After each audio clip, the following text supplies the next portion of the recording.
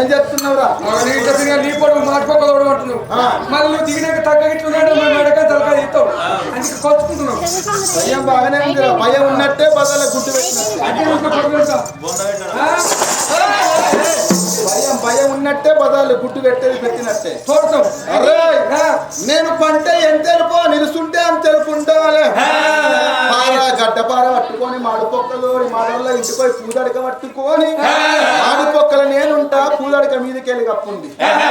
చిన్న కత్తి పట్టుకొని రా నిద్రకి తప్పదు కావచ్చు. నేను కావాలంటే నిద్ర రాకుండా కోసుకుంటా. ఏదన్నా తీసుకుంటా నువ్వు ఏదన్నా కోసుకుంటా అంటే అరే చిటికనేలు ఇట్లా కోసుకుంటా. నాకు నిద్ర వచ్చినప్పుడల్లా చిటికనేలు కోసుకొని రక్తం గారంగా కాలే రక్తం మీద నిమ్మకాయ వండుకుంటా.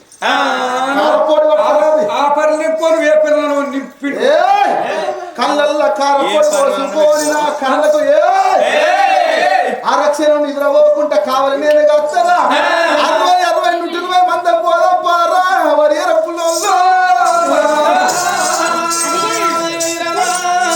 చూడండి. అటువంటి నేను చితగలని మడి పెట్టుకున్నాను.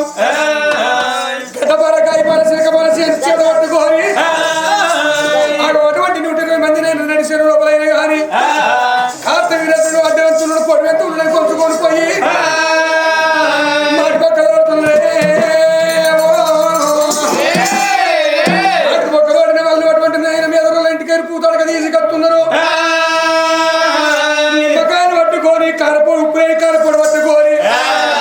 చేత పట్టుకొని నైన్నాళ్ళు కర్త విరతిని తోలుకొని అక్కడ నడిచేనులో మాడిపోక ఇక్కడికి వచ్చిండ్రు.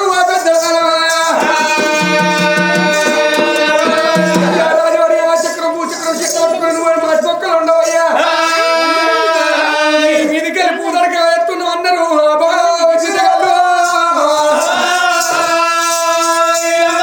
కార్తీక వీరర్జునుడే అమ్ములు పట్టుకున్నాడు, బాణాలు పట్టుకున్నాడు, భూచక్రం పట్టుకొని ఆ చక్రం పట్టుకొని కార్తవీరర్జునుడు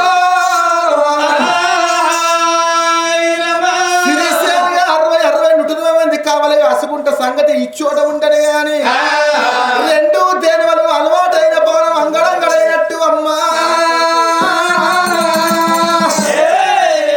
తల్లి దేనివా పిల్ల దేనివా పనమటి రాజ్యం పోయి మళ్ళా మేత తినత్తము కడపిండ తినత్తమా అని అప్పటికి ఇప్పటికి ఏ పనైన అలవాటే కావద్దు. ఒకవేళ అలవాటైతే అలవాటైన పానం అంగడి అంగడి అన్నట్టు ఆ తల్లి దేనివా పిల్ల దేనివా పనమటి రాజ్యం పోయి మళ్ళా మేతలు వేసి రప్పలవే వేసుకోనత్తమా అని తల్లి పిల్ల దేనివా శౌచాలా శౌచాలా నగమని అడగియలా అగ్రామ నాయగా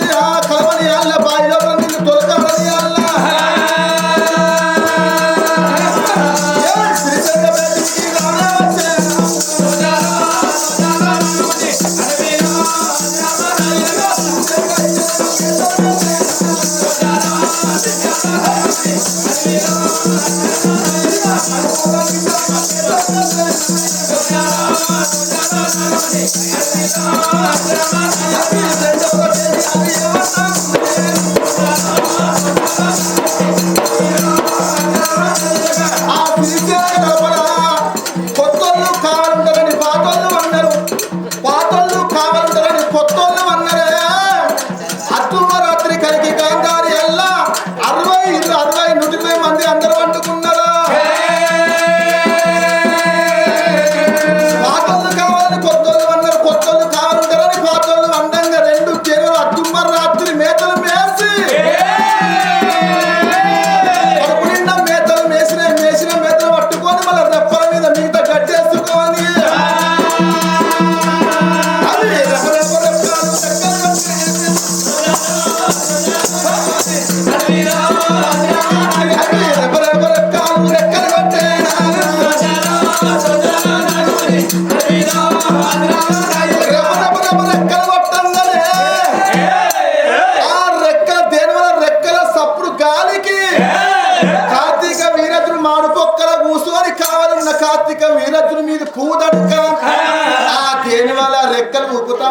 రెక్కల గాడుపుకు ఊరడక కొట్టుకపోతాది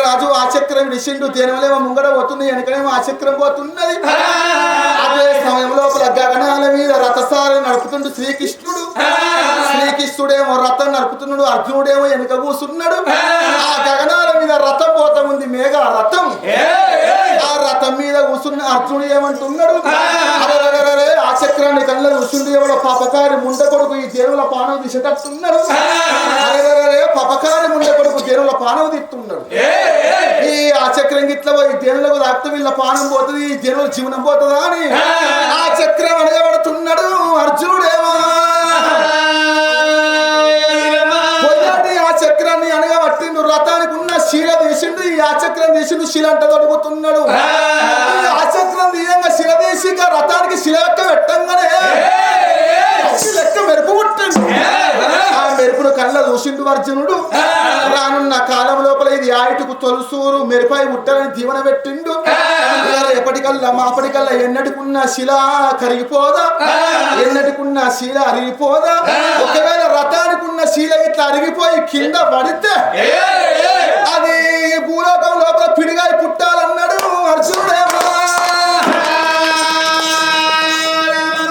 రథానికి ఉన్న శిల ఊడిపోయి గనాడు భూలోక పట్టం మీద పడ్డాడు ఆ పిడిగాయి పుట్టాడు అన్నాడు అరే గట్ల పిడుగు పడితే భూలోక పట్టం లోపల ఎంతమంది పానం పోతుందో ఎంతమంది జీవనం పోతుందో అలా పానం వల్ల జీవనం పిడుగుపడ్డప్పుడు పోవద్దంటే ఆ పిడుగుపడ్డప్పుడు ఎక్కడున్నవయ్యా అర్జున పాల్గొన్న సత్య కిరీటి ధనుంజయ అని ఆది ఎత్తే ఆడవాడా పిడుగుల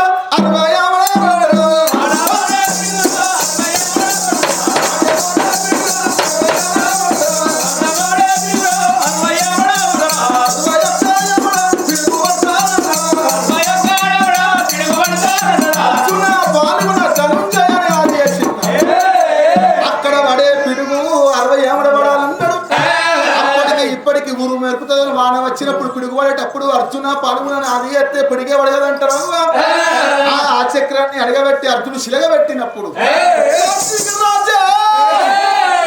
అబ్బబ్బ నేను ఆ చక్ర బాణం ఇస్తా ఉంటే అది ఆగమైపోయినట్టున్నదా